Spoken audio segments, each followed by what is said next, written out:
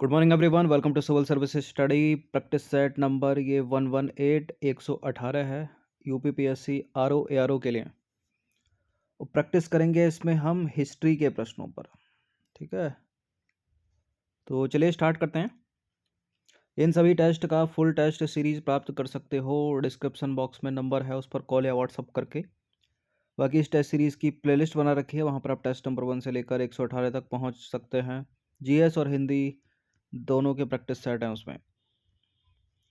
तो question number 1 पर आ जाइए। किसने ईस्ट इंडिया कंपनी के बारे में यह टिप्पणी की थी कि कंपनी एक असंगति है, परंतु यह उस व्यवस्था का भाग है जहां सब कुछ ही असंगत है? Warren Hasting, GB Macaulay, Lord Clive, Henry Dundas. यहाँ जीबी मैकाले का मतलब लॉर्ड मैकाले से है और यही उसका उत्तर है। ठीक है, यही इसका उत्तर है, लॉर्ड मैकाले या जीबी मैकाले। देखिए, लॉर्ड मैकाले ब्रिटेन का राजनीतिक कवि और इतिहासकार था। 1834 से 1838 ईस्वी तक वह भारत की सुप्रीम काउंसिल में लॉ मेंबर तथा लॉ कमीशन का प्रधान रहा। ईस्ट इंडिया कंपनी की नीतियों पर टिप्पणी करते हुए मैकाले ने कहा था कि कंपनी एक असंगति है, परंतु यह उस व्यवस्था का भाग है जहां सब कुछ ही असंगत है। और यह प्रश्न पहले पूछा जा चुका है यूपीपीसीएस में। क्वेश्चन नंबर 2 पर आ जाइए। निम्नलिखित कथनों पर विचार करेंगे। दो स्टेटमेंट है यहाँ पर।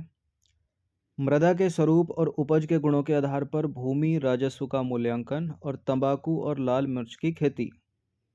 आपको बताना है कि उपरोक्त में से कौन सा ऐसे भारत की अंग्रेजों की भारत को देन है, मतलब अंग्रेजों ने लेके आए ये क्या?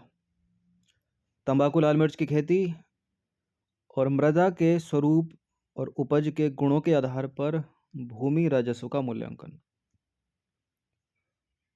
अंग्रेज लेकर आए। देखिए, तंबाकू तो पुर्तगाली लेकर आए, तो ये तो गलत हो जाएगा। लाल मिर्च की खेती पुर्तगालियों ने शुरू की और मृदा के स्वरूप और उपज के गुणों के आधार पर भूमि राजस्व का मूल्यांकन तो अंग्रेजों से पहले अकबर ने कर दिया था। अकबर के शासनकाल में शेरशाह सूरी ने भी कर दिया था, तो ये भी गलत है और ये दोनों गलत हैं।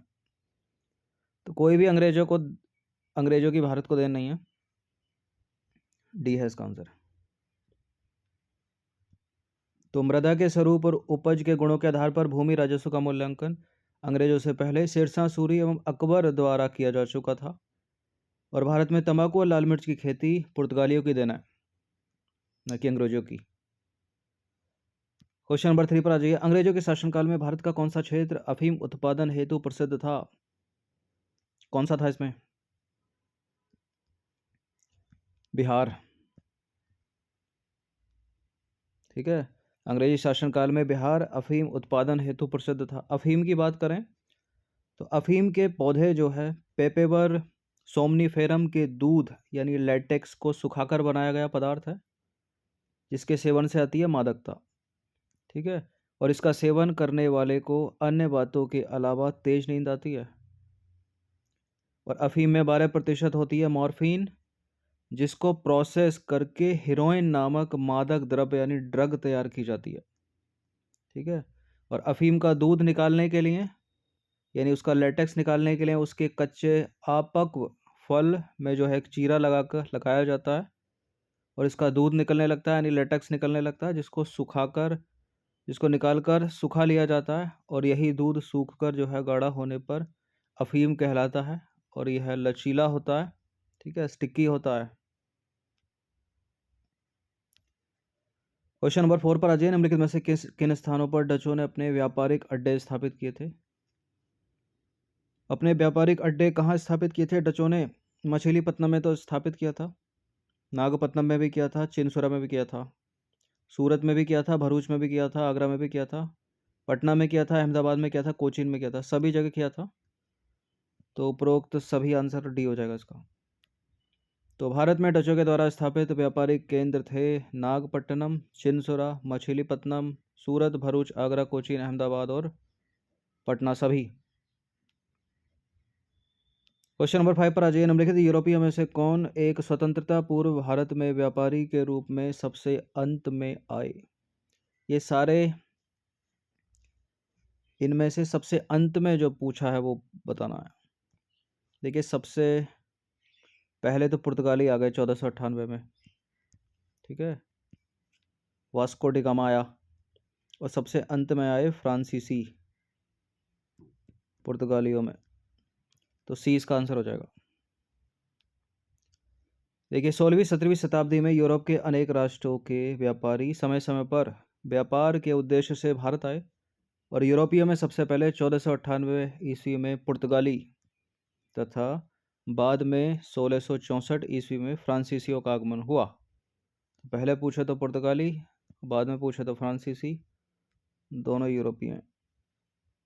क्वेश्चन नंबर 7 पर आ जाइए। निम्नलिखित में से कौन सा एक सही सम्मिलित नहीं है? कर्नाटक का प्रथम युद्ध, कर्नाटक का दूसरा युद्ध, कर्नाटक का तीसरा युद्ध, पानीपत का तीसरा युद्ध। तो पानीपत के 3 युद्ध हुए, 1526, 1556 और 1761। तो ये तो सही है। कर्नाटक का प्रथम युद्ध 1746 से 1748 के बीच, ये भी सही है। कर्नाटक का दूसरा युद्ध 1749 में हुआ था ना, 1749 से 1754 के बीच में, ये गलत है। कर्नाटक का तीसरा युद्ध 1758 से 1763, ये भी सही है। तो इनकरेक्ट यहाँ पर कौन सा हो गया? इनकरेक्ट यहाँ पर दूसरा हो गया, वही अपना आंसर हो गया। देखिए भारत में अंग्रेजों और फ्रांसीसियों के बीच लड़े गए युद्ध को कर्नाटक युद्ध के नाम से जाना जाता है, और कर्नाटक का दूसरा युद्ध हुआ था 1749 से 1754 तक। वहाँ लिखा है 1750 से 1752, जो कि गलत है। क्वेश्चन नंबर 8 पर आ जाइए। फ्रांसीसी ईस्ट इंडिया कंपनी कब स्थापित हुई थी? फ्रांसीसी ईस्ट इंडिया कंपनी स्थापित हुई थी लुई 14वें के शासनकाल में। ऑप्शन नंबर ए है इसका आंसर। ये नंबर है, इस पर कॉल है, व्हाट्सएप करके आप फुल टेस्ट सीरीज प्राप्त कर सकते हैं, RO की और UPPCS दोनों की। तो लुई 14वें के शासनकाल में 1664 में फ्रेंच ईस्ट इंडिया कंपनी की स्थापना हुई, जिसे कंपनी देश इन देश ओरिएंटलेस कहा गया। और फ्रांसीसी कंपनी का निर्माण राज्य द्वारा हुआ, और राज्य ही इसका सारा खर्चा देता था। क्वेश्चन नंबर 9 पर आ जाइए। भारत में फ्रांसीसियों ने अपना सबसे पहला कारखाना निम्न स्थानों में से लगाया था, कहाँ पर? सूरत, पुलिकट, कोचीन या कासिम बाजार। फ्रांसीसियों ने अपना सबसे पहला कारखाना भारत में सूरत में। Option number A. तो 1687 में फ्रांसिस कैरो के नेतृत्व में एक अभियान दल भारत के लिए रवाना हुआ, जिसने 1668 में सूरत में अपने पहले व्यापारिक कारखाने की स्थापना की। क्वेश्चन नंबर 10 पर आ जाइए। निम्नलिखित में से कौन सा प्रथम यूरोपियन व्यक्ति था जिसने भू क्षेत्र अर्जित करने के उद्देश्य से भारतीय राजाओं के झगड़े में भाग लेने की नीति आरंभ की? कौन था? क्लाइव था, अल्बुकर्क था, वॉरेन हेस्टिंग या डुप्ले? डुप्ले था वो। तो डुप्ले प्रथम यूरोपियन था जिसने भू क्षेत्र अर्जित करने के उद्देश्य से भारतीय राजाओं के झगड़े में भाग लेने की नीति आरंभ की। क्वेश्चन नंबर 11 पर आ जाइए। ईस्ट इंडिया कंपनी के किस अंग्रेज गवर्नर को औरंगजेब द्वारा भारत से निष्कासित किया गया? Aungier, sir John Child, sir John Gayer, sir Nicholas Waite. Aurangzeb ने निष्कासित किया था सर जॉन चाइल्ड को। ऑप्शन नंबर बी है इसका आंसर। देखिए बम्बई के अंग्रेज गवर्नर जॉन चाइल्ड ने 1688 ईस्वी में बम्बई और पश्चिमी समुद्र तट के मुगल बंदरगाहों का घेरा डाला, और मक्का जाने वाले हज यात्रियों को बंदी बनाने का प्रयास किया। इसके फलस्वरूप औरंगजेब ने भारत से निष्कासित करने का आदेश दे दिया उसको। ये प्रश्न इंपॉर्टेंट है, कई बार पूछा एग्जाम में। निम्नलिखित में से सहायक संधि स्वीकार नहीं की थी किसने? हैदराबाद के निजाम, जोधपुर के राजपूत राज, मैसूर के शासक, इंदौर के होलकर।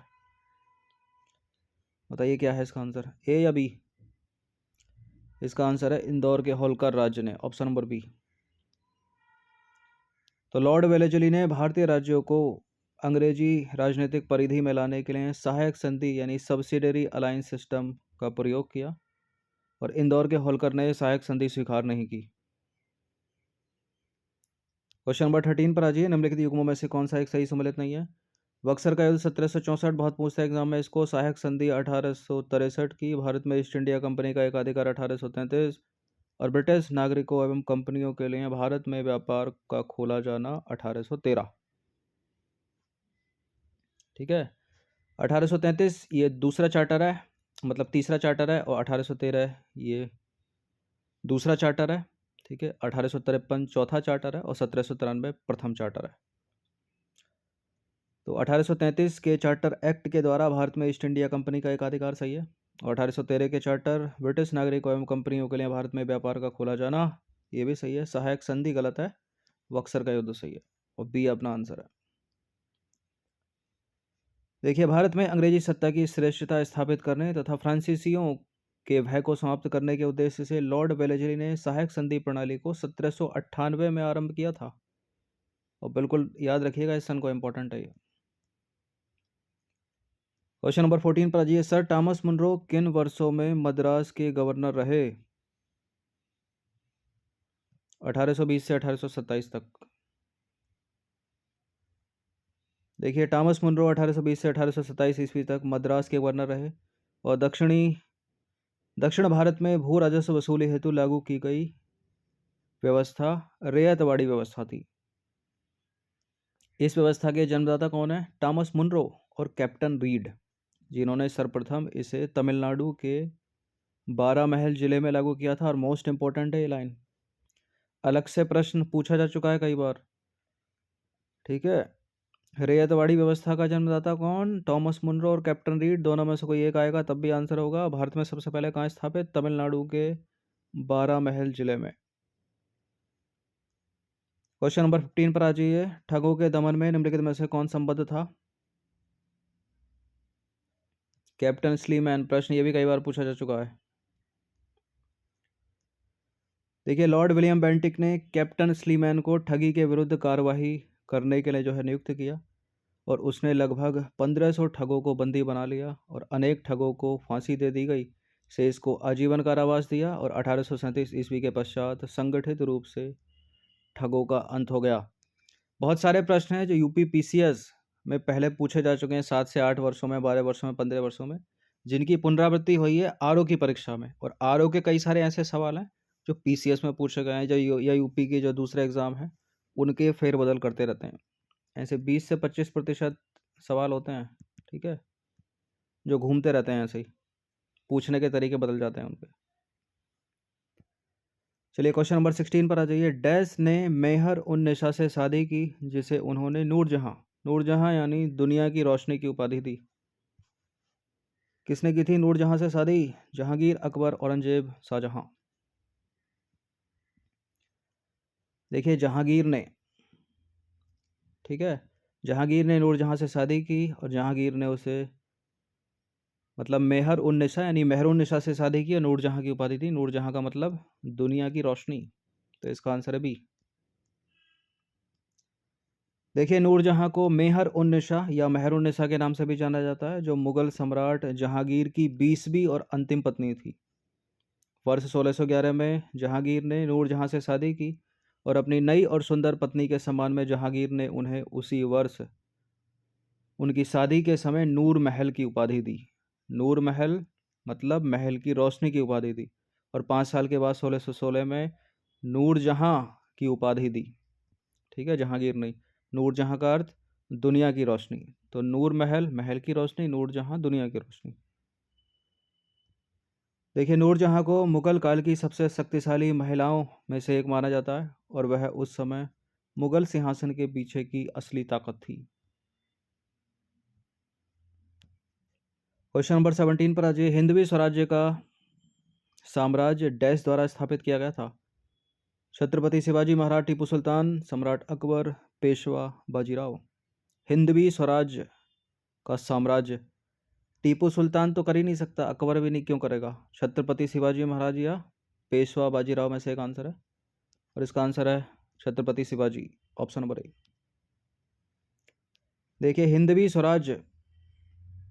हिंदवी स्वराज्य सामाजिक राजनीतिक आंदोलनों के लिए एक शब्द है जिसका उद्देश्य भारतीय उपमहाद्वीप से अंतर्राष्ट्रीय सैन्य और राजनीतिक शक्ति का उन्मूलन करना है। और मराठा साम्राज्य के संस्थापक शिवाजी के द्वारा 1645 के पत्र में जो है इस वाक्यांश का पहली बार उपयोग किया गया। और स्वराज्य शब्द का अंततः बाल गंगाधर तिलक द्वारा ग्रहण किया गया। ठीक है। स्वराज शब्द जो है अंततः बाल गंगाधर तिलक द्वारा ग्रहण किया गया, ये भी इम्पोर्टेंट है, जो ब्रिटिश साम्राज्य के खिलाफ भारतीय स्वतंत्रता आंदोलन के शुरुआती अग्रदूतों में से एक थे। हिंदवी शब्द 14वीं शताब्दी से प्रयोग में है, जिसका अर्थ है भारतीय, और कवि अमीर खुसरो ने अपने समय में प्रयुक्त हिंदवी भाषाओं को सूचीबद्ध किया था। क्लियर?